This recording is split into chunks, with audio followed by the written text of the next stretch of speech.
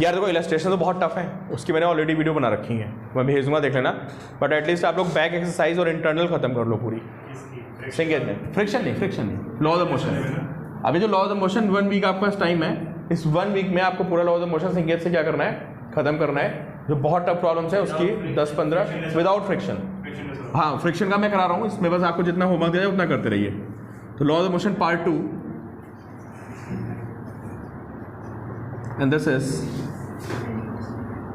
friction.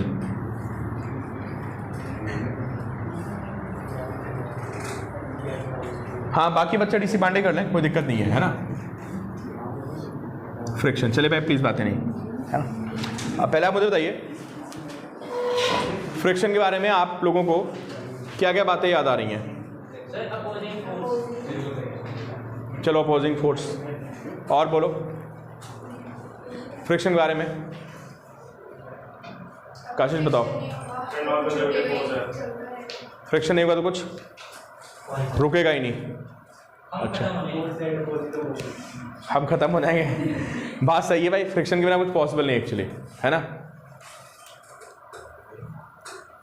तो आप मुझे एक बात बताओ सबसे पहले कि आपने पढ़ा होगा छोटी क्लासेस में 6, 7, 8 में पढ़ते हो आप कि फ्रिक्शन इज नेसेसरी इविल, पढ़ा होगा कभी ना कभी। पहले उसका मीनिंग बताओ क्या होता है।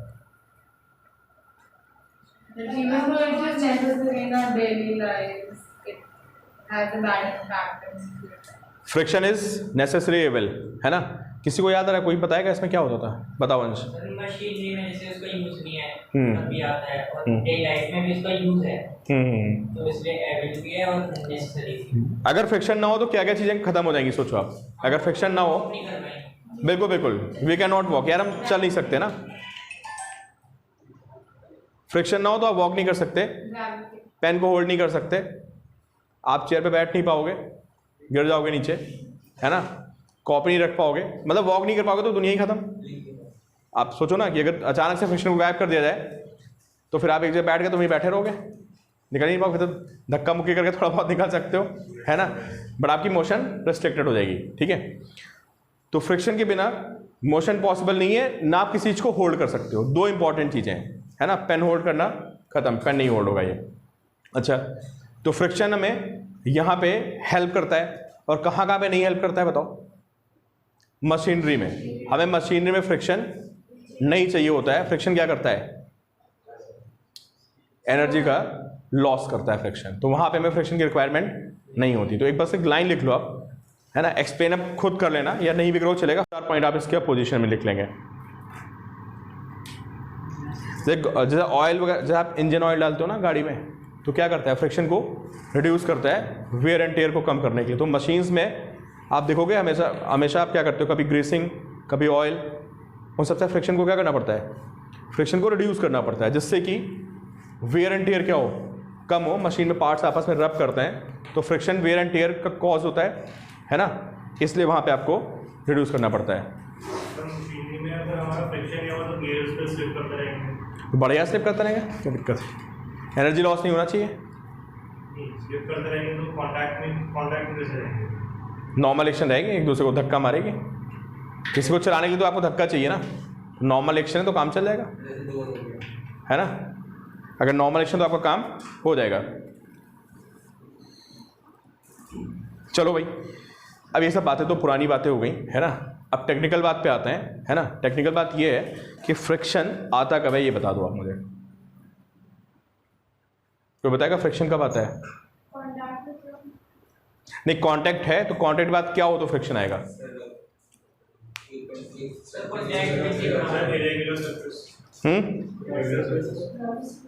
टेक्निकल आंसर तो आप लोग कि फ्रिक्शन कब आएगा।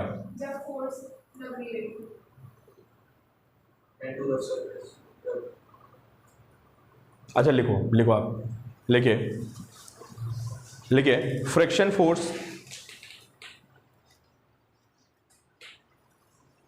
भाई आवाज़ अपना नेटवर्क सही करो आप लोग, बाकी बच्चों को आवाज़ आ रही है। आदित्य आप थोड़ा सा रूम चेंज करो।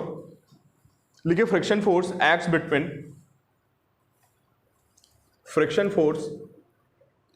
Between two surfaces in contact.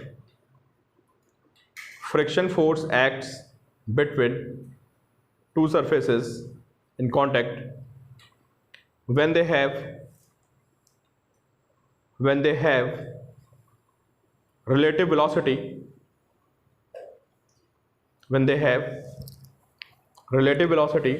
or tendency of relative velocity.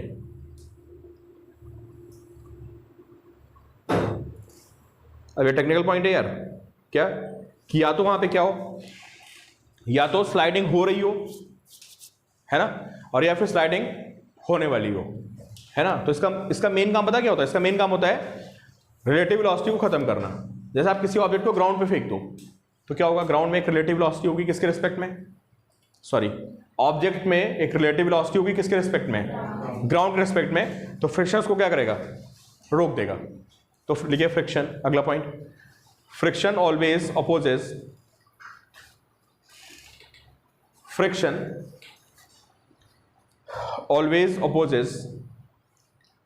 Relative motion between the blocks, या जो भी बॉडीज हैं, always opposes relative motion between the bodies.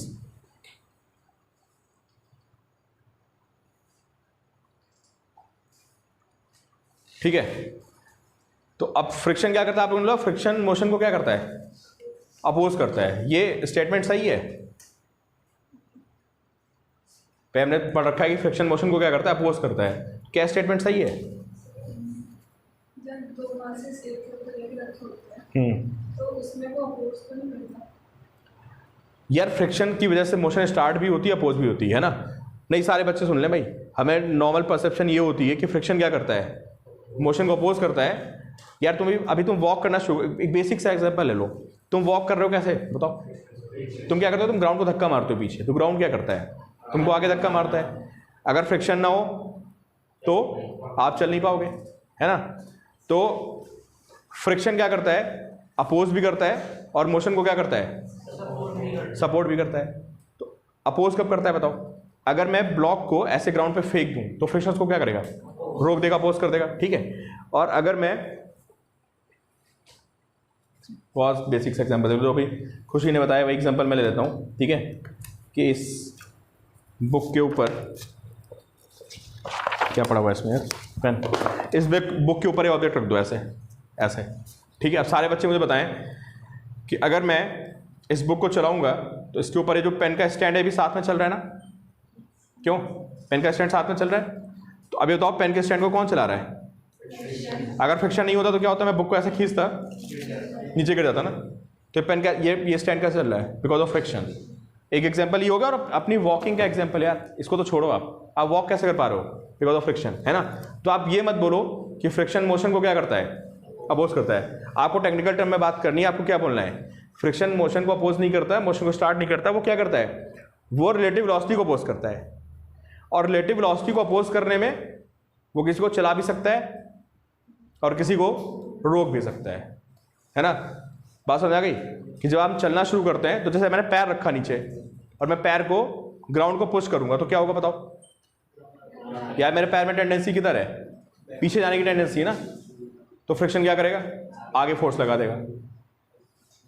समझ गया? तो फ्रिक्शन का काम क्या होता है? समझ में आ गई बात? क्या काम होता है?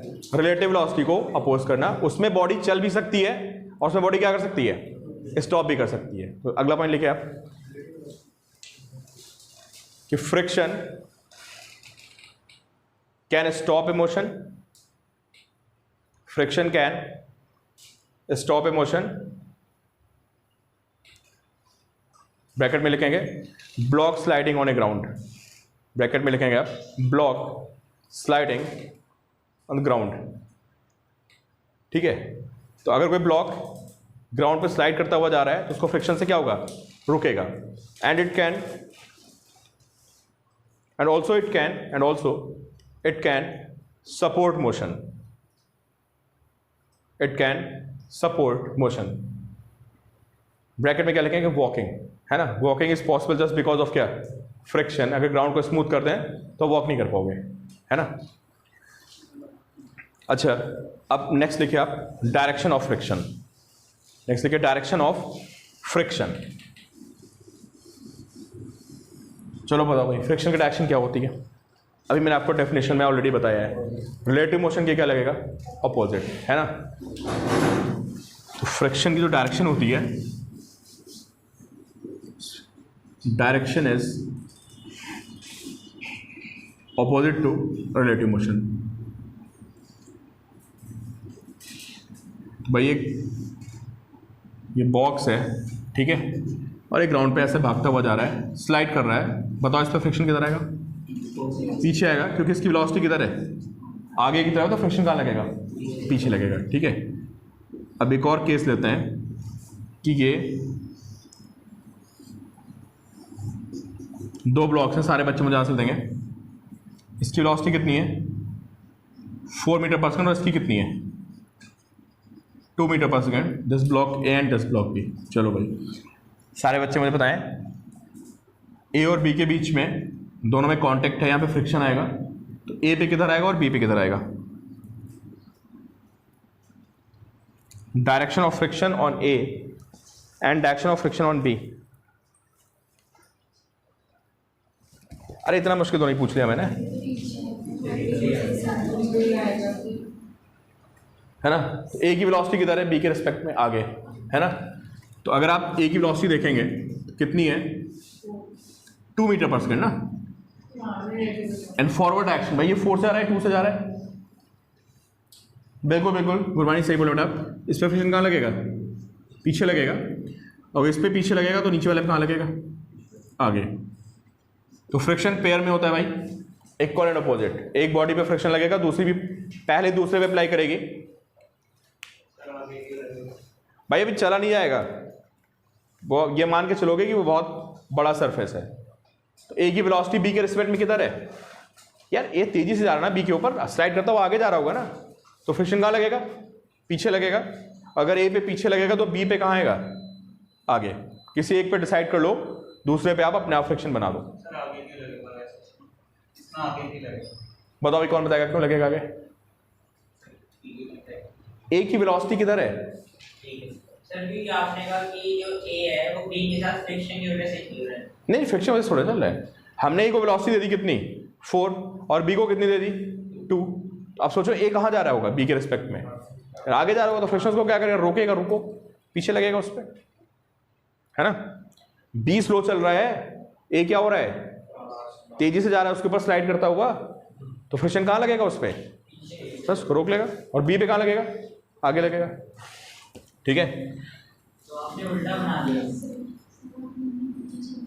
बी का पीछे रखा है और ए का आगे रखा है। Yes sir. भाई ये ए था ना ऊपर वाला? ऊपर बी था सर। अरे ये ए बनाया था मैंने। ए की तो 4 है, बी की 2 है। बताओ। चलो मैं कर फिर गौतम बताओ, अंश क्या करो? क्लियर? चलो वो तो वेलोसिटी थी ना यार, शायद आप वेलोसिटी उसका साइन गड़बड़ कर गए। वो वेलोसिटी थी, ए ऊपर वाला था, बी नीचे वाला था, है ना।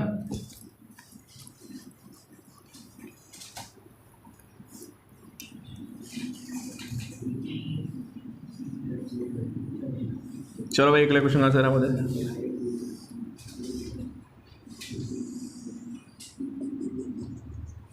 ये स्मूथ है, ठीक है, नीचे से स्मूथ रहता है ये। चलो इसकी वेलोसिटी कितनी है?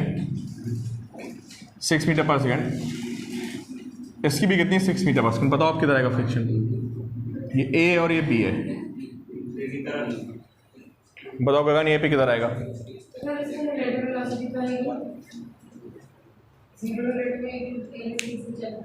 क्या ए और बी में फ्रिक्शन आएगा? बेटा गुरबानी नहीं आएगा फ्रिक्शन। क्यों नहीं आएगा बताओ? रिलेटिव मोशन ही नहीं है, और फ्रिक्शन जबरदस्ती लगता, फ्रिक्शन तब लगता है। देखो फ्रिक्शन की खास बात होती है, पता है क्या है? बड़ी इंपॉर्टेंट प्रॉपर्टी होती है कि फ्रिक्शन होगा तो प्रेजेंट, है ना, लेकिन लगेगा कब? जब जरूरत होगी। और जरूरत कब होती है? जब रिलेटिव मोशन होने वाली हो या हो रही हो। समझे? जैसे अभी ये बुक रखी है, पता है, सारे बच्चे देखें, ये बुक जैसे रखी हुई है, तो बुक और टेबल में क्या है? फ्रिक्शन है बहुत सारा, लेकिन वो अभी लग नहीं रहा है। पता कब लगेगा? जब बुक को खींचना शुरू करोगे ना। जैसे ये टेबल है, ये चेयर है, ग्राउंड पे रखी हुई है, तो अभी इस चेयर में ग्राउंड में क्या है? फ्रिक्शन प्रेजेंट है। आ सकता है लेकिन अभी एक्ट नहीं कर रहा है। जब तो खींचोगे ना तब ग्राउंड से फ्रिक्शन आता है। तो फ्रिक्शन जो है ज़बरदस्ती नहीं लगेगा, जब उसकी नीड होगी तभी लगेगा। और इसी पे सारे क्वेश्चन बनते हैं कॉम्पिटिशन के। मतलब जो मेन कहानी होती है वही होती है कि फ्रिक्शन नीड बेस होता है, प्रेजेंट है, लेकिन लगना तभी है जब रिलेटिव मोशन हो रही हो या रिलेटिव मोशन होने वाली हो, और ना नहीं लगेगा फ्रिक्शन। ठीक है, तो भाई इस केस में दोनों की वेलोसिटी क्या है, सेम है। तो इसका मतलब क्या यहाँ पे रिलेटिव मोशन है, नो रिलेटिव मोशन। तो अगर यहाँ पे नो रिलेटिव मोशन है तो आप मुझे बताइए कि क्या यहाँ पे फ्रिक्शन आएगा, कितना फ्रिक्शन आ जाएगा, 0। तो इस केस में फ्रिक्शन आने का ही नहीं। ठीक है,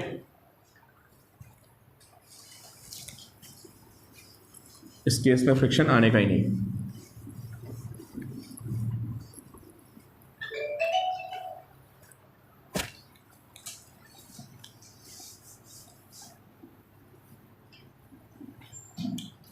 अब लिखिए आप, फ्रिक्शन है ना, ये जो होता है ये डिपेंड किन बातों में करता है, देखते हैं एक बार। जैसे एक ये ब्लॉक है, ठीक है, और ये ग्राउंड है, ठीक है। अगर आप ब्लॉक को पुश करने चलेंगे तो क्या होगा यहाँ पे बताइए। अगर आप ब्लॉक को पुश करेंगे तो फ्रिक्शन क्या करेगा, अपोज करेगा। ठीक है,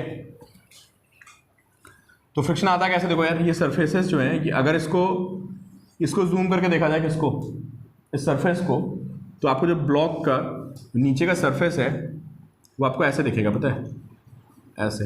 अगर आप इसको किसी माइक्रोस्कोप से जूम कर लो, जैसे कि आपका व्हाइट बोर्ड है, आपको क्या लग रहा है, बिल्कुल स्मूथ लग रहा है ना। इसको जूम करके देखा जाए तो ये स्मूथ नहीं होगा।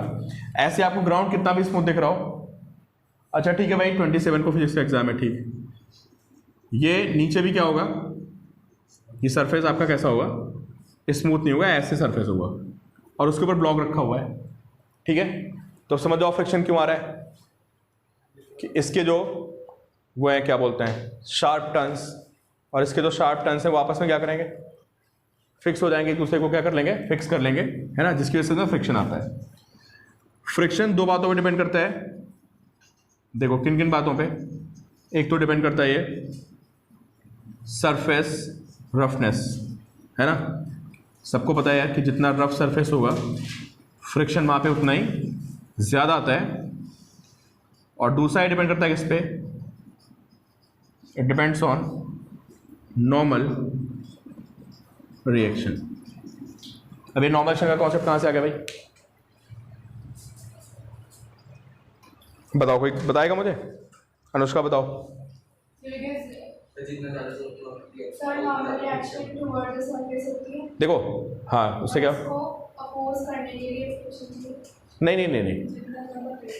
जितना नॉर्मल एक्शन होगा ना, ये एक दूसरे को उतना ही इंटरलॉक कर देंगे, पता है, नहीं समझ बात भाई, तो बच्चे ऑनलाइन बैठे समझ में आ रहा है क्या, ये दो सरफेसेज हैं, ये रफ हैं, है ना, तो इनमें नॉर्मल एक्शन इतनी ज्यादा होगी, इसका मतलब क्या होगा, अरे इनमें उतना ज़्यादा फोर्स आएगा ना दोनों सरफेसेस में, और सरफेस जितना ज़्यादा फोर्स आएगा वो एक दूसरे को उतना क्या कर देंगे, इंटरलॉक कर देंगे, है ना, इंटरलॉकिंग बढ़ जाएगी। तो फ्रिक्शन फोर्स किस पे डिपेंड करता है, एक तो डिपेंड करता है कि सरफेस कितने रफ हैं, और दूसरा इस बात पे डिपेंड करता है कि उन रफ सरफेसेस ने एक दूसरे को कितने फोर्स से क्या कर रखा है, पुश किया हुआ है।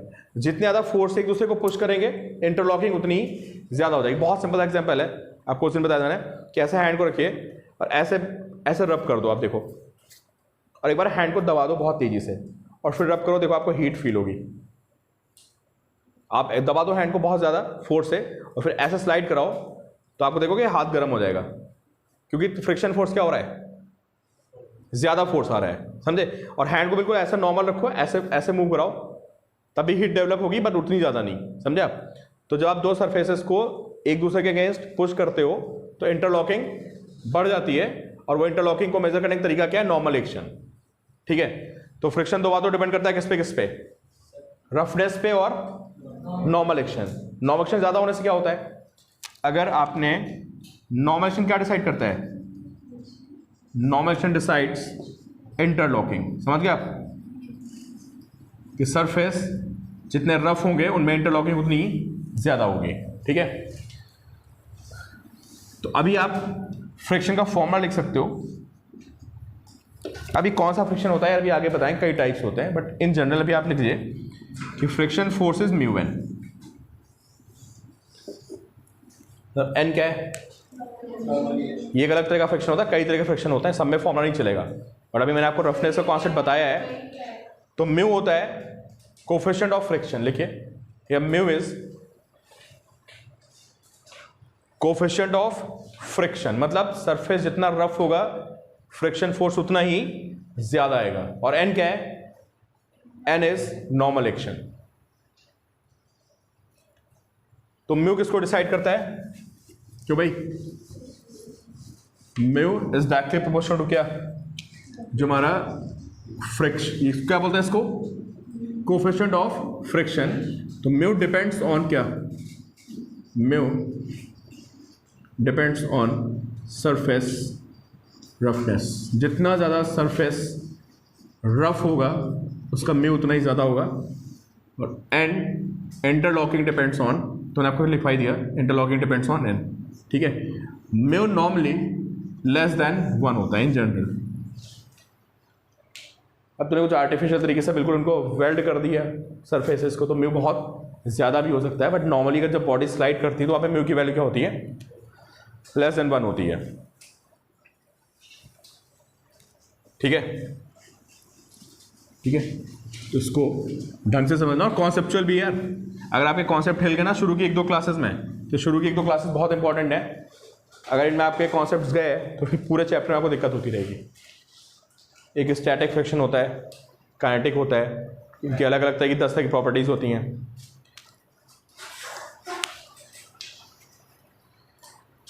बट अब म्यू इज इंडिपेंडेंट ऑफ, कुर्बानी आप पूछ रहे हो कि सर अगर रेस्ट पे है तो म्यू क्या होगा?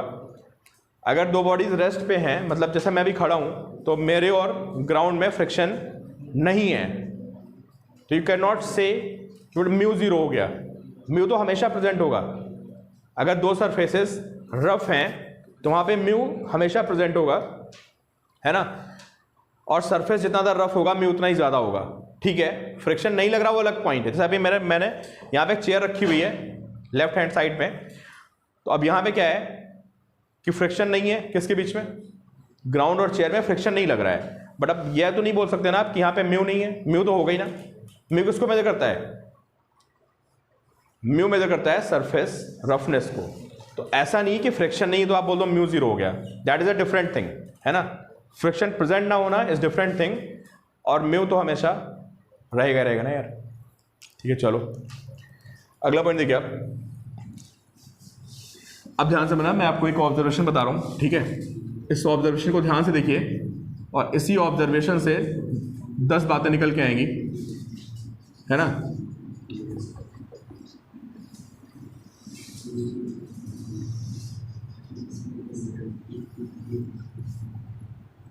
अच्छा 2 पॉइंट्स और लिख लो यार, पीछे इंपॉर्टेंट रहेगा। फंडामेंटल फोर्सेस कौन कौन से होते हैं, सारे बच्चे मुझे बताएं। Gravitation, strong nuclear force, weak nuclear force, electromagnetic. ये हमारे फंडामेंटल फोर्स होते हैं ना। दुनिया में जितने भी फोर्सेज हैं वो इन्हीं से मिलकर बने हैं। जितने भी फोर्सेज हैं वो सारे के सारे फोर्सेज इन्हीं से मिलकर बने हुए हैं। कौन कौन से फोर्सेज प्रथम बोलो? ग्रेविटेशनल और strong nuclear force, weak nuclear force, और कौन सा रहेगा? इलेक्ट्रोमैग्नेटिक, है ना। तो जितने भी फोर्सेज हैं वो सारे इनसे मिलकर बने हुए हैं। तो अब मुझे बताओ इलेक्ट्रोमैग्नेटिक फोर्सेज में कौन कौन से आते हैं? इलेक्ट्रोस्टैटिक, हमने जो फोर्सेस पढ़े हैं उसमें से कौन कौन से फोर्सेस इलेक्ट्रोमैग्नेटिक होते हैं? Normal action electromagnetic, tension electromagnetic, है ना। फ्रिक्शन भी इलेक्ट्रोमैग्नेटिक होता है। आपने बताया था जितने भी फोर्सेस कांटेक्ट मतलब जो होता है सारे इलेक्ट्रोमैग्नेटिक। नहीं ऐसा नहीं है, दूर से भी ले जाते हैं इलेक्ट्रोमैग्नेटिक फोर्सेस। भाई 2 चार्जेस में तो कोई अट्रैक्ट नहीं होता ना। लिखिए आप, friction force is electromagnetic in nature. Friction force is electromagnetic in nature. तो फ्रिक्शन आ कहां से रहा है भाई? अरे हाँ, कोलम्बिक फोर्स बेटा इलेक्ट्रोमैग्नेटिक में आ गया। गुरबानी, कोलम्बिक फोर्स इलेक्ट्रोमैग्नेटिक में आ गया, है ना। तो ये फ्रिक्शन फोर्स कहां पे लग रहा है बताओ ना मुझे। अरे मॉलिक्यूल्स के बीच में तो फ्रिक्शन फोर्स आ रहा है ना। 2 बॉडीज जब आपस में कांटेक्ट में है, उनके मॉलिक्यूल्स एक दूसरे को टच कर रहे हैं, वहां पे फ्रिक्शन फोर्स आ रहा है। तो मॉलिक्यूलर फोर्स ही तो है। तो friction force is nothing but molecular force. और मॉलिक्यूलर फोर्सेस क्या होती हैं? इलेक्ट्रोमैग्नेटिक होती हैं। तो फ्रिक्शन फोर्स कैसा है? इलेक्ट्रोमैग्नेटिक। नोट करना है, आपको नहीं नोट किया था, नॉर्मल एक्शन और टेंशन और फ्रिक्शन, ये तीनों कैसे फोर्स हैं? इलेक्ट्रोमैग्नेटिक। भाई रस्सी को खींचते हो, जब आप रस्सी को खींचते हो तो क्या होता है? उनके मॉलिक्यूल्स के बीच में एक फोर्स लगती है, वो क्या देती है? वो आपको टेंशन देती है। जब दो बॉडीज को आप पुश करते हो तो मॉलिक्यूल्स का कांटेक्ट होता है, जिसकी वजह से क्या आता है? नॉर्मल एक्शन आता है। तीनों फोर्स कैसा है? इलेक्ट्रोमैग्नेटिक। अगला इंपॉर्टेंट पॉइंट ये है कि friction force is independent of area. Friction force is independent of area, this very very important point. अब कभी कभी में ऐसा फील होता है ना, कि हम किसी चीज़ का एरिया बढ़ा दें तो फ्रिक्शन बढ़ जाएगा, है ना, बट ऐसा होता नहीं है। फ्रिक्शन फोर्स एरिया से इंडिपेंडेंट होता है। ये किस पे डिपेंड करता है? It only depends on normal action. जैसे ये बुक है ना, फॉर एग्जाम्पल ये बुक कितनी है? 600 ग्राम की बुक है मान लेते हैं, सर वेट लिखा हो तो नहीं लिखा है, ठीक है, ये 600 ग्राम की बुक है ना। इसको मैं इस पर रख दूँ, किस पे? टेबल पे, और फिर इसको चलाने की कोशिश करूँ तो फ्रिक्शन फोर्स आएगा। अब मैं क्या करूँ? इस बुक को एरिया बढ़ा दूँ मैं इसका, मतलब मैं बुक को थोड़ा सा ऐसे करके रख दूँ, ऐसे ऐसे रख दूँ। अब क्या होगा बताओ? एरिया बढ़ जाएगा, लेकिन नॉर्मल एक्शन सेम रहेगी। तो जब बुक टेबल पे रखी है तो नॉर्मल एक्शन किसके बराबर होगी? अरे वेट के बराबर ही तो होगी। तो दोनों केस में नॉर्मल एक्शन क्या है? सेम। तो अगर आप एक्सपेरिमेंटली इसको चला के देखोगे तो आपको पता चलेगा कि जितना फोर्स इसको चलाने में लग रहा था उतना ही फोर्स इसको चलाने में लग रहा है। तो ऐसा नहीं कि एरिया ज़्यादा हो जाएगा तो फोर्स बढ़ जाएगा। अब इस बात को सिर्फ और सिर्फ इलेक्ट्रोमैग्नेटिक फोर्सेस की थ्योरी से ही समझाया जा सकता है, तो उस पर हम लोग नहीं जाएंगे, थोड़ा टॉपिक कॉम्प्लेक्स हो जाएगा। तो आपको सिर्फ इसको लर्न कर लेना है कि फ्रिक्शन फोर्स क्या होता है? इंडिपेंडेंट ऑफ सरफेस एरिया, है ना। तो अभी ऐसी कोई थ्योरी नहीं पड़ी जिसके बेसिस में आपको एक्सप्लेन कर दूं कि भाई ऐसा होता है, ठीक है। ये आपको सीधे याद रखना है, इलेक्ट्रोमैग्नेटिक फोर्सेस की प्रॉपर्टीज की वजह से क्या होता है, this is independent of surface area, ठीक है। चलो ये ऑब्जर्वेशन देखो क्या है। अब this is very very important, है ना। अब यहीं से 10 तरह के फॉर्मूले निकल के आएंगे, 10 तरह के कॉन्सेप्ट्स, ठीक है। तुम्हारा ऑब्जर्वेशन क्या है? ऑब्जर्वेशन ये है, भाई सारे बच्चे बहुत ध्यान से देखेंगे कि मैंने ग्राउंड पे एक बॉक्स को रख दिया। अब मैं आपको बताने वाला हूँ, देखो क्या है कि फ्रिक्शन कितना टाइप का होता है ना, और फ्रिक्शन के क्या क्या फॉर्मूले होते हैं, और फ्रिक्शन की क्या क्या प्रॉपर्टीज होती हैं डिफरेंट तरह की, वो सारे इसी से आपको समझ में आएंगे, ठीक है। तो देखो भाई, ये एक बॉक्स है ना, और ये ग्राउंड पे रखा है, और मैं यहाँ पे खड़ा हो गया, ठीक है, और मैंने इसको धक्का मार के चलाना शुरू किया। कोई हैवी बॉक्स रखा है, ठीक है। तो पहले मैंने इस पे लगाया फोर्स 5 न्यूटन, बॉक्स नहीं चला, ठीक है। फिर मैंने फोर्स लगाया 7 न्यूटन, फिर मैंने लगाया 13 न्यूटन, फिर मैंने 20 न्यूटन लगाया, 25 न्यूटन, मैं ऐसा बढ़ाता चला गया, और फाइनली जाके जब मैंने इस पर 100 न्यूटन फोर्स अप्लाई किया तो ये बॉक्स क्या हुआ, चलना, मतलब जस्ट स्टार्ट हो गया, और 100 से बढ़ाया तो चल दिया, ठीक है।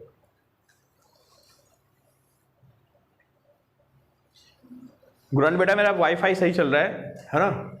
तो मुझे लगता है कि आप लोगों के नेटवर्क में शायद थोड़ी इशू हो रही होगी। देखो आप थोड़ा सा जगह चेंज करके देखो भाई, बाकी बच्चों को मेरी आवाज़ आ रही है क्या? आदित्य को दिक्कत हो रही थी, गुरबानी को इशू हो रही है, बाकी बच्चे मुझे आप फीडबैक दें। इसमें फोर्सेस कौन कौन से हैं? एक तो है mg, और एक क्या है, एक है नॉर्मल एक्शन, ठीक है। मैंने इस पर कितना फोर्स अप्लाई किया? 5 न्यूटन, और बॉडी चल नहीं रही है, तो इसका क्या मतलब हुआ बताओ? इसका वेट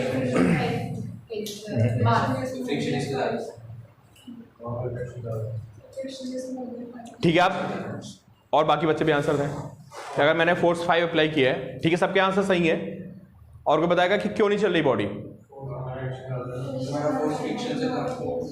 या हाँ, ये बोलो, ये थोड़ा सही बोला कि यहाँ पे क्या हुआ ना, अपने आप ही फ्रिक्शन आ गया 5 न्यूटन का,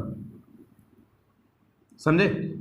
यार अगर मैंने यहाँ पे 5 का फोर्स अप्लाई किया होगा ना और बॉडी नहीं चल रही है और बॉडी रेस्ट पे, तो इसका मतलब लेफ्ट राइट के फोर्सेस क्या होंगे, बैलेंस होंगे। मेरा फोर्स कितना है, तो यार इससे सीधे सीधे मुझे पता चल रहा है कि भाई ये फोर्स कितनी आ गई, क्या 5 से ज़्यादा आ सकती है? नहीं, ज़्यादा आएगी तो बॉक्स वहाँ चल देगा, ऐसा तो पॉसिबल नहीं ना भाई। ये मत बोला कि 10 न्यूटन आ गई फोर्स, क्यों नहीं आ गई 10? तुमने 5 अप्लाई किया, 10 थोड़ा ना चाहिए, 10 आगे तो बॉक्स कहाँ चल देगा, पीछे। ऐसा कब पॉसिबल है? जब कोई भूत आ जाए उसके अंदर, है ना। ऐसा पॉसिबल नहीं कि तुम किसी को धक्का मारो बॉक्स पीछे आ जाए।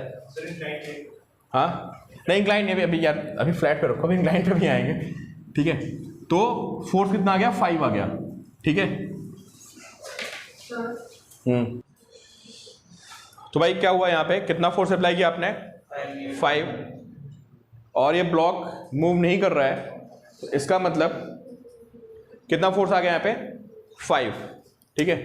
फिर मैंने इस फोर्स को बढ़ा के कितना कर दिया, अभी जो फ्रिक्शन होता है उसको बोलते हैं स्टैटिक फ्रिक्शन। जो फ्रिक्शन लग रहा है उसको क्या बोलते हैं, स्टैटिक। क्यों बोल रहे हैं स्टैटिक? क्योंकि बॉडी उसके रिस्पेक्ट में क्या रेस्ट पे है। जब ये चलने लगेगा तो कौन सा फ्रिक्शन आएगा, काइनेटिक। तो इसी में बहुत सी बातें आपको देखनी है।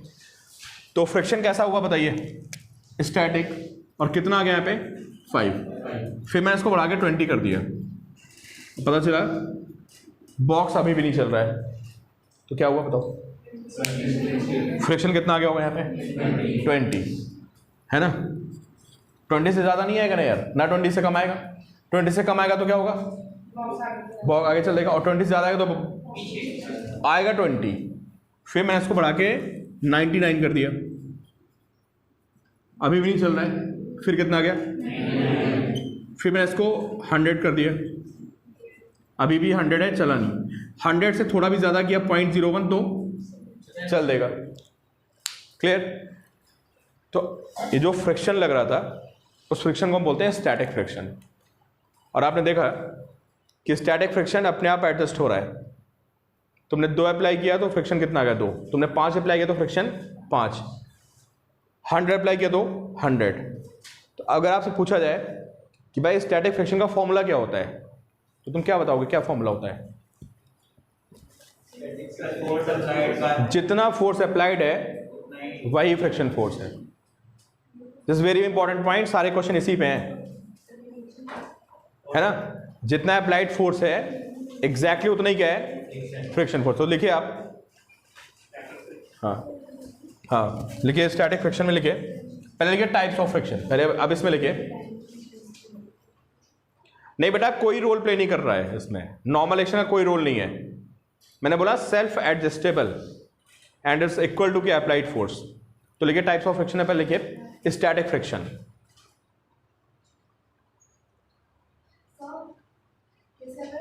से ज़्यादा फोर्स लगाएंगे तो सर फिर भी फ्रिक्शन तो उतना ही लगेगा ना, ऑपोजिट। फिर कैसे चलना शुरू करेगा, क्या 100 से ज़्यादा फोर्स लगाएंगे तो फ्रिक्शन तो तब भी उतना ऑपोजिट में उतना ही लगेगा ना। फ्रिक्शन की एक लिमिट होती ना, वो अपनी लिमिट पे आ गया 100, है ना। तो अच्छा 100 क्या था, चलो अभी लिखना आप पहले। 100 के बाद क्या हुआ, ये 100 पे just about to move, 100 newton पे क्या हुआ, जस्ट अबाउट टू मूव। और 100 से थोड़ा बढ़ाया तो अपने आप को वो क्या कर रहा, बढ़ाता रहा। कौन, स्टैटिक फ्रिक्शन अपने आप को बढ़ाता रहा और एप टू खींच के कहाँ तक ले गया। लेकिन 100 के बाद अपने आप को बढ़ा नहीं पाया, फिर जैसे आपने फोर्स 100 से ज़्यादा की फिर आपका ऑब्जेक्ट चलेगा, समझे। तो स्टैटिक फ्रिक्शन के बारे में 2 बातें पता चली हमें, क्या कि वो एक लिमिट तक तो आपको क्या करेगा, अरे एडजस्ट करेगा या अपोज करेगा, जितनी उसकी मैक्सिमम कैपेसिटी होगी उसके बाद वो छोड़ देगा कि ठीक है तुम्हारा फोर्स ज़्यादा है तो चला लो तुम। तो तुम्हारा फोर्स अगर उसकी मैक्सिमम वैल्यू से ज़्यादा है, कौन सी मैक्सिमम वैल्यू, स्टैटिक फ्रिक्शन की जो मैक्सिमम वैल्यू है उससे ज़्यादा फोर्स अप्लाई करोगे तो वो चल देगा। समझ आ गया। तो अब मैं फिर से मॉडिफाई कर रहा हूँ, क्या पता चला हमको कि स्टैटिक फ्रिक्शन क्या है, सेल्फ एडजस्टेबल है। किसके साथ, एक्सटर्नल फोर्स के साथ। जितना एक्सटर्नल फोर्स होगा उतना ही स्टैटिक फ्रिक्शन होगा। दूसरा क्या पता चला कि स्टैटिक फ्रिक्शन एक लिमिट तक क्या कर सकता है, अपोज कर सकता है। उस लिमिट को हम क्या बोलते हैं, लिमिटिंग फ्रिक्शन। और उसके बाद बॉडी चलना शुरू करेगी। तो लिख लिया आप, static friction acts between the two bodies at rest.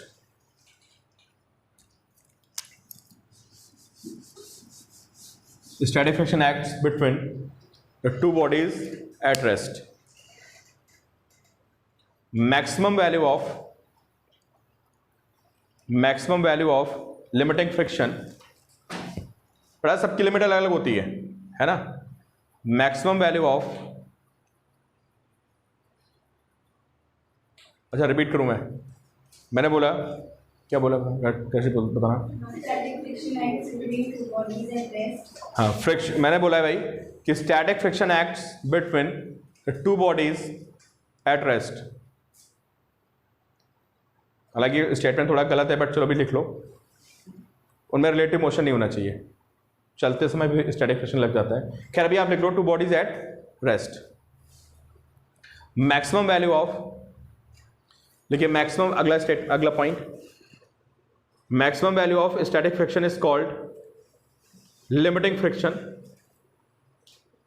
Maximum value of static friction is called limiting friction.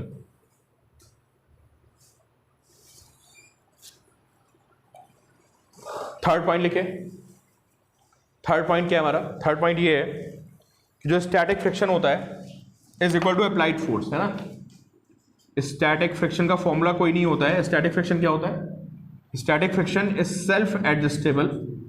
लिख लेना, इसको अंडरलाइन करना. This is very important point कि static friction is self adjustable. Static friction is self adjustable and equal to applied force. बैकर में no formula, है ना. लेकिन लिमिटिंग फ्रिक्शन का फॉर्मूला होता है. फिर लिखिए limiting friction is given bye, जो हमारा लिमिटिंग फ्रिक्शन होता है उसका फॉर्मूला होता है is given by mu S N. इसको एफ एस से डिनोट करते हैं and this is mu S N. This is limiting friction. ये एन पे डिपेंड करता है. और म्यू एस को क्या बोलते हैं? म्यू एस को बोलते हैं coefficient of static friction. This is coefficient of static friction. ये उनके बीच का जो कोफिशिएंट है. की बात समझ में आई कि स्टैटिक फ्रिक्शन का फॉर्मूला नहीं होता है. स्टैटिक फ्रिक्शन अपने आप को क्या करता रहता है? बढ़ाता रहता है. लेकिन जिस लिमिट पे वो टूट जाता है उस लिमिट को क्या बोलते हैं हम? Limiting friction. और लिमिटिंग फ्रिक्शन का फॉर्मूला होता है कितना? म्यू एस है. ठीक है. तो अब आपको जो ऑब्जर्वेशन था समझ में आया कि जब तक हमारा फोर्स 100 तक नहीं पहुंचा था तो कौन सा था उसमें? स्टैटिक था. और 100 क्या था उसका? लिमिटिंग फ्रिक्शन था. और जब स्लाइडिंग स्टार्ट हो जाएगी फिर कौन सा फ्रिक्शन आएगा? फिर आएगा काइनेटिक. अगला लिखिए आप, काइनेटिक फ्रिक्शन. लिखिए आप, kinetic friction acts between two sliding bodies. Kinetic friction acts between two sliding bodies. अगर दो बॉडीज स्लाइड कर रही तो वहां पे क्या होता है? काइनेटिक फ्रिक्शन आता है ना. और काइनेटिक फ्रिक्शन का फॉर्मूला होता है, उसको हम लिखते हैं एफ के. जैसे मैं किसी बॉक्स को ग्राउंड पे फेंक दूं तो उसमें कौन सा फ्रिक्शन लगेगा? वो रुकेगा तो उसमें फ्रिक्शन कौन सा आएगा? काइनेटिक, है ना. इसका फॉर्मूला होता है and this is mu K into N. when mu k is coefficient of kinetic friction. ठीक है, इसको हम क्या बोलते हैं? कोफिशिएंट ऑफ काइनेटिक फ्रिक्शन बोलते हैं म्यू के को. और म्यू के कब लगेगा भाई? हाँ गुरबानी बेटा, नॉर्मल एक्शन का रोल किस में आएगा? सिर्फ और सिर्फ लिमिटिंग फ्रिक्शन में आएगा. और किस में आएगा? काइनेटिक फ्रिक्शन में आएगा. ठीक है. लेकिन स्टैटिक फ्रिक्शन में नॉर्मल एक्शन का रोल नहीं आएगा. ठीक है. Provided your force is less then limiting friction, मतलब कोई बॉडी अगर 100 न्यूटन पे चल रही ना, तो अगर आप उससे 100 से कम फोर्स अप्लाई करोगे तो नॉर्मल एक्शन का कोई रोल नहीं है। भाई सारे बच्चे समझ गए ना, नॉर्मल एक्शन का रोल किसमें है? लिमिटिंग में और काइनेटिक में है ना। और वो हमारा जो होता है क्या, स्टैटिक फ्रिक्शन, वो सेल्फ एडजस्टेबल होता है। हालांकि स्टैटिक फ्रिक्शन की जो लिमिटिंग वैल्यू है, जो स्टैटिक फ्रिक्शन की लिमिटिंग वैल्यू है, that depends on normal action but not static friction. ठीक है, थोड़ी कंडीशन आ गई है ना स्टैटिक फ्रिक्शन और उसमें लिमिटिंग में।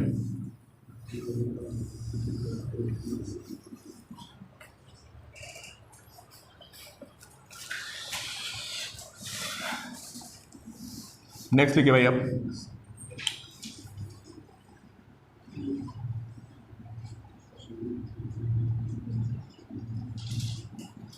लिखिए external force versus friction force. External force versus, इसको भी बहुत ध्यान से समझना है, इस पॉइंट को भी। कोई डाउट बताओ?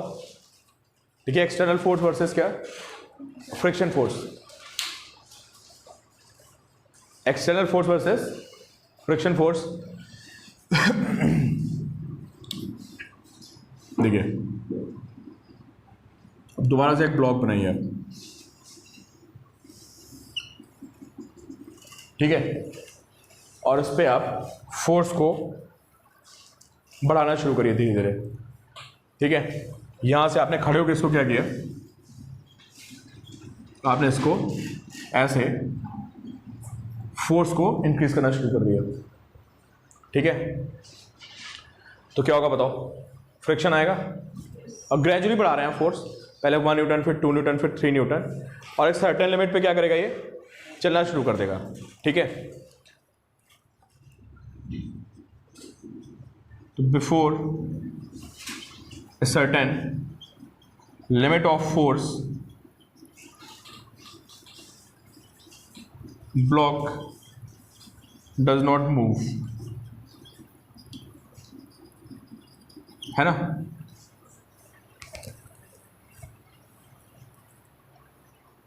ब्लॉक मूव नहीं करने का उस लिमिट को हम क्या बोलते हैं, लिमिटिंग फ्रिक्शन। ठीक है, अब देखो ये बहुत इंपॉर्टेंट कॉन्सेप्ट है, स्कूल में तो पूछा ही जाता है, बहुत इंपॉर्टेंट है। बाकी आपके जो बहुत सारे आपको कंपटीशन बेस पे क्वेश्चन मिलते हैं, तो मैं इसका ग्राफ बना रहा हूँ। तो जो मैं आपको ऑब्जर्वेशन बता रहा था ना कि जब हम बॉक्स पे फोर्स अप्लाई करते हैं तो पहले बॉक्स मूव नहीं करता है, फिर क्या करता है, एक लिमिट पे वो चलना शुरू कर देता है, और जब चलने लगता है तो फिर उसमें कौन सा फ्रिक्शन आता है, काइनेटिक। उसको आपको ग्राफ से समझाना है। ठीक है, तो देखिए आप यहाँ पे y एक्सिस पे बहुत इंपॉर्टेंट बात हो रही भाई, यहाँ पे बनाएंगे आप फ्रिक्शन, और यहाँ पे क्या बनाएंगे आप, अप्लाइड फोर्स। ये आपका अप्लाइड फोर्स हो गया। ठीक है, तो भाई कोई मुझे बताएगा इसका ग्राफ कैसा बनेगा शुरू में। जैसे मैंने 1 न्यूटन फोर्स अप्लाई किया, एज्यूम करते हैं कि यहाँ पे लिमिटिंग फ्रिक्शन 100 है। हाँ, तो क्या बताया मैंने कि जैसे सपोज करो आपने 1 न्यूटन अप्लाई किया तो फ्रिक्शन कितना आएगा, 1।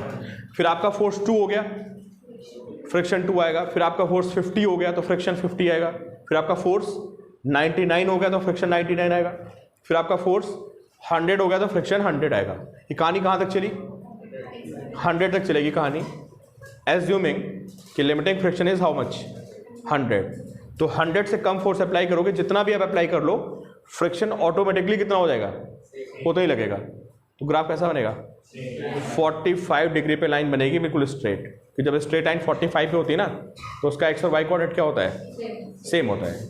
अगर किसी लाइन को 45 पे बना दो आप एक्सिस पे ऐसे, तो जितना इसका एक्स कोऑर्डिनेट होगा उतना इसका क्या होगा, वाई कोऑर्डिनेट, है ना।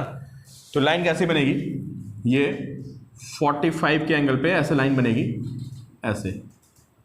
ये एंगल कितना होगा, 45। और ये 45 लाइन क्या बता रही है कि आपका अप्लाइड फोर्स और फ्रिक्शन फोर्स दोनों क्या है, सेम।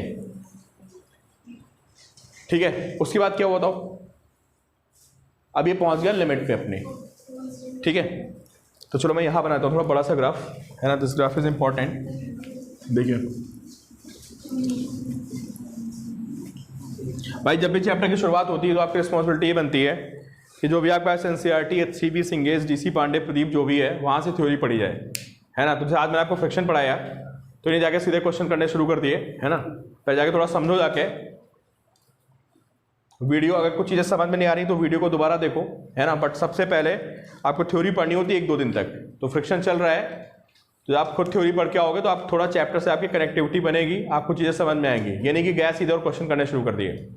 तो एक बार खुद भी आपको पढ़ना है कि स्टैटिक फ्रिक्शन क्या होता है, काइनेटिक फ्रिक्शन क्या होता है। एक बार आपने थ्योरी पढ़ ली तो आप चैप्टर से ज़्यादा अच्छे तरीके से कनेक्ट हो पाएंगे।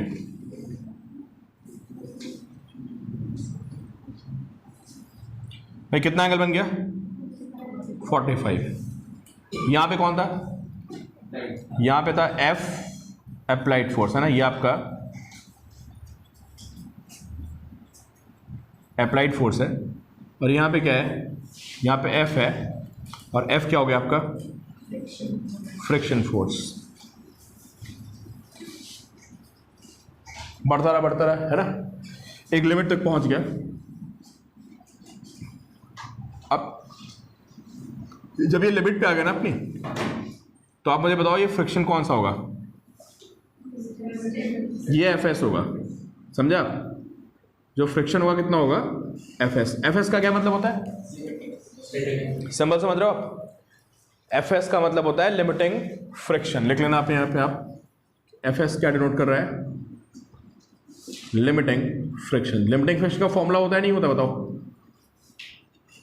लिमिटिंग का तो होता है यार, स्टैटिक का नहीं होता ना। क्या फॉर्मूला होता है? Mu S N. तो ये वैल्यू कितनी हो गई? This is mu S N. N क्या है वहाँ पे? नॉर्मल एक्शन, ठीक है। समझ में आपको? क्या बॉक्स को धक्का मारते गए और फ्रिक्शन फोर्स बढ़ता गया और अब ये चलने की कंडीशन में आ चुका है। और म्यू एस एन की वैल्यू कितनी यहाँ पे? मैंने 100 एज्यूम कर रखी है। फिर क्या होगा? जैसे आपका फोर्स लिमिटिंग को क्रॉस करेगा फिर क्या होगा? फिर बॉक्स चलना शुरू करेगा। बिल्कुल गुरबानी सही बोलो बेटा। उसके बाद ये हल्का सा ना ग्राफ ऐसे नीचे आएगा, थोड़ा मैं ज़्यादा नीचे बना रहा हूँ, इतना होता नहीं रहा कि आपको समझाने के लिए। फिर ग्राफ ऐसे चलेगा थोड़ा सा डाउन होके, और आप बुक में देखोगे तो यहाँ पे ऐसे डॉटेड सी लाइन बनी होती है। डॉटेड लाइन का मतलब होता है कि अचानक से उसका बिहेवियर चेंज हो गया, समझे? तो ये पॉइंट कौन सा बताओ? ये लिमिटिंग फ्रिक्शन था। तो जैसे बॉक्स चलना शुरू करेगा उसके बाद जो फ्रिक्शन होगा कौन सा होगा? ये काइनेटिक फ्रिक्शन लगने लगेगा। और जो काइनेटिक फ्रिक्शन होता है ना, फिर ये इंडिपेंडेंट ऑफ फोर्स होता है। अब यहां पे 2 बातें इंपॉर्टेंट निकल के आई। देखो क्या क्या निकल गई बात बताओ पहले, कि फिर आप फोर्स कितना भी बढ़ा लो, फ्रिक्शन रिमेन्स सेम। तो काइनेटिक फ्रिक्शन एक्सटर्नल फोर्स पे डिपेंडेंट नहीं होता है। वो एक बार लग गया ना, तुम उस पर कितना भी न्यूटन बढ़ा लो, वो हमेशा क्या रहेगा? सेम रहेगा। और दूसरा क्या निकल के आया? दूसरा पॉइंट ये निकल के आया कि जो काइनेटिक फ्रिक्शन होता है अचानक से कम हो गया, समझा? काइनेटिक फ्रिक्शन लिमिटिंग से क्या होता है? कम होता है। तो दोनों पॉइंट नोट करिए पहले आप। पहला पॉइंट लिखिए आप कि kinetic friction is independent of applied force, ठीक है? OR और करके लिखिए, kinetic friction is constant, independent of applied force, है ना? या काइनेटिक फ्रिक्शन इज कांस्टेंट। ये पहला पॉइंट हो गया। और दूसरा पॉइंट क्या हो गया? दूसरा पॉइंट ये कि kinetic friction is less than the static friction. Static नहीं, sorry, don't say static, limiting. जो काइनेटिक फ्रिक्शन होता है लिमिटिंग से कम होता है। क्यों होता है मैं बता रहा हूँ, ठीक है? वैसे बड़ी कॉम्प्लेक्स थ्योरी है ना। जो ये हमारा जो ये फ्रिक्शन फोर्स होता है बहुत ही कॉम्प्लेक्स फोर्स होता है। हम लोग इसको तो हवा में पढ़ लेते हैं, है ना, बट डीपर उस पर जाके बहुत ही कॉम्प्लेक्स फोर्स है ये। तो कुछ बच्चे मुझसे पूछ रहे हैं कि सर ये बताओ कि why kinetic friction is less than क्या? स्टैटिक फ्रिक्शन, है ना, सॉरी लिमिटिंग फ्रिक्शन। तो देखो भाई, इसका रीज़न ये है कि जैसे ये दो बॉडीज कांटेक्ट में है, एक सरफेस ये हो गया, ठीक है, और एक सरफेस ये हो गया। इनमें क्या होगा, शार्प पॉइंट्स होंगे, एजेस ऐसे ऐसे, है ना। तो यहां पे क्या होंगे, यहां पे शार्प एजेस होंगी और एक दूसरे में क्या है, एक दूसरे में फंसी हुई है ऐसे। समझ गए?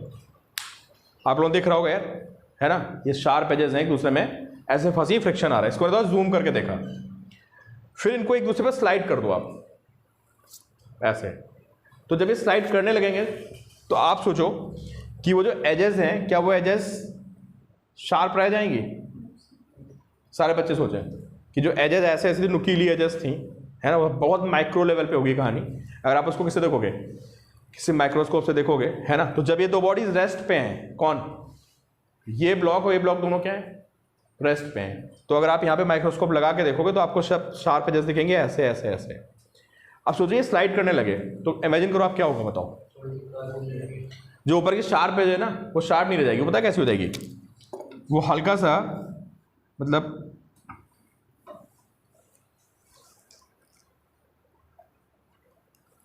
ये इसका जो शेप है ना, मतलब थोड़ा मैं जूम करके बना देता हूं कि जो चीज पहले ऐसे ऐसे ऐसे थी माइक्रोस्कोप से देखने पे, है ना, अब वो कैसी हो जाएगी बताओ।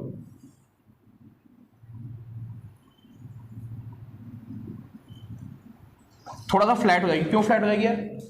यार ऊपर से प्रेशर पड़ेगा ऐसे और वो घिसती हुई चलेगी, तो उसको क्या कर देगी, ऊपर से हल्का सा फ्लैट कर देगी, समझे? तो अब फ्लैट हो गई तो क्या हो गया बताओ, फ्रिक्शन फोर्स थोड़ा सा क्या हो जाएगा, कम हो जाएगा। पहले वो नुकीले शार्प एजेस थे, मोशन में आने से क्या हुआ, उसके ऊपर ऐसा रगड़ता हुआ चलेगा तो हल्का सा उसको क्या कर देगा, ऐसे से फ्लैट कर देगा। तो हल्का सा कह सकते हो कि सरफेस कैसा हो गया, रिलेटिवली स्मूथ हो गया। ये हम लोग एक्सप्रेशन देते हैं, बट इसका एक्चुअल एक्सप्रेशन मैंने आपको फिर बोला कि it can be explained only on the basis of क्या, इलेक्ट्रोमैग्नेटिक थ्योरी। ये सब जुगाड़बाजी जो आपको समझाया जा रहा है इस लेवल पे कि ऐसे हो गया ऐसे हो गया, बट एक्चुअल कहानी बहुत ही डिफरेंट होती है ना। तो आप कभी भी बुक में, आपको ये रीजन कभी किसी भी बुक में नहीं मिलेगा कि why kinetic friction is less than static friction. थोड़ा थोड़ा लिखा होगा, हाँ सर, किसी बुक में ऐसे कहानी लिखी हो। सिंधिया बेटा, रियल लाइफ एग्जांपल ये होगा कि अगर कोई बॉक्स को चलाना पड़ जाए आपको, है ना, किसी बॉक्स को चलाना पड़े तो आपको ज्यादा फोर्स की नीड होती है, और एक बार चलाना शुरू करोगे ना आप, वो जब चलने लगेगा तो आप देखोगे कि फ्रिक्शन वहां पर रिड्यूस कर जाएगा। जब कोई बॉडी रेस्ट पे ना, उसको चलाना ज्यादा मुश्किल होता है, एक बार मोशन में आ गई तो फिर फ्रिक्शन का जो अपोजिशन होता है थोड़ा सा कम हो जाता है, ठीक है। तो इसको आप लिख सकते हो अलग से एक बॉक्स बना के कि why F K is less than F S. तो during motion sharp points turns to क्या, curve points. During motion between the objects, तो शार्प पॉइंट्स है, they turn to curve points which helps in reducing friction. लिख लेना short में, during motion of objects sharp points, ये sharp point जो हैं, they turn to curve points, therefore friction is reduced, है ना, फ्रिक्शन वहां पे थोड़ा सा कम हो जाएगा। वैसे कम क्यों होता है भाई स्मूथ हो गया ना यार। कोई चीज ऐसे फंसी हुई है, सोचो बिल्कुल नुकीली, है ना, और ऊपर से हल्का सा उसको वो कर दो, कर्व कर दो। अरे तुम स्लीपर्स लेते हो ना शुरू में, स्लीपर्स का क्या होता है बताओ, जो चप्पल होती है घर पे पहनने वाली, वो जब नहीं होती है तो स्लिप नहीं मारती है, और बाद में जब नीचे चप्पल घिस जाती है तो क्या होता है, बाथरूम में स्लिप कर जाते हो ना। हुआ है किसी के साथ ऐसा? अरे स्लीपर्स होती ना यार, जब स्लीपर्स को आप बहुत यूज़ कर लो तो नीचे, अब जब स्लीपर्स आप नहीं लेते हो तो उसमें देखो नीचे क्या होते हैं, शार्प पॉइंट्स होते हैं, डॉटेड, मे बी लाइन हो वहाँ पे, कुछ स्लीपर्स में लाइन होती है, कुछ में डॉटेड पॉइंट्स होते हैं, है ना। तो बढ़िया ग्रिप बनती है उसकी। जब उसको बहुत दिन यूज़ करते हो तो नीचे से क्या होते हैं, जो शार्प पॉइंट्स होते हैं क्या बनाते हैं, फ्लैट हो जाते हैं, तो स्लिप करने लगता है, फ्रिक्शन कम हो गया ना यार। नुकीला तो ज़्यादा दबाएगा ना, ऐसे दबा लेगा उसको, है ना। भव्य कह रहा है सर मैं गिर चुका हूँ एक बार ऐसे। भव्य ऐसा होता है ना, स्लिप करती है ना। तो चलो भाई, अभी आपका काम क्या है, ठीक है, काम ये कि आप जाके सिर्फ थ्योरी पढ़िए इसकी, और बाकी जो आपके, बट अब म्यू की वैल्यू 1 से बड़ी तब होगी जब उसको वेल्ड कर दो। नॉर्मली मैंने बोला ना, अभी आपको लाइन बोली थी कि नॉर्मली म्यू क्या होता है, लेस देन 1 होता है, लेकिन अगर आप किसी तरह से उसमें ग्लू लगा दो, फेविक्विक लगा दो, कुछ ऐसा लगा दो कि बॉडीज आपस में क्या हो जाए, स्टिक कर जाएं, तो उस केस में mu can be greater than 1। या अल्ट्रा रफ हो, बहुत ज़्यादा रफनेस हो, मतलब एक सरफेस के ऊपर आपने बिल्कुल ऐसा रखा और फंस गया जाके उसमें, गड्ढे उसके अंदर, हाँ मतलब अगर मतलब कहीं पे आपने गड्ढे कर रखे हैं और उसके अंदर किसी चीज़ को रख दिया, वो चलेगी नहीं यार, तो उस केस में म्यू क्या होगा, 1 से ज़्यादा हो जाएगा। लेकिन नॉर्मल जो सरफेसेस होते हैं, मतलब ऐसा नहीं कि आपने बिल्कुल गड्ढे कर रखे हैं, तो नॉर्मली म्यू क्या होता है, म्यू इज़ लेस देन 1, और म्यू के भी क्या होता है, म्यू से कम होता है। चलो अगले टर्म में बताएंगे कि म्यू के और म्यूस में डिफरेंस बहुत ही कम होता है। अभी आप क्या करो, जो भी आपका बुक है सिंगेज, शिवम, DC पांडे, NCERT, प्रदीप, वहाँ से जाके आप सिर्फ जो मैंने पढ़ाया है उसकी थ्योरी पढ़ो और कुछ नहीं करना है, ठीक है। कल मैं प्रॉब्लम डिस्कस करूँगा, जो आपको सिंगेज की प्रॉब्लम्स दी थी तो कल मैं डिस्कस करूँगा, ठीक है।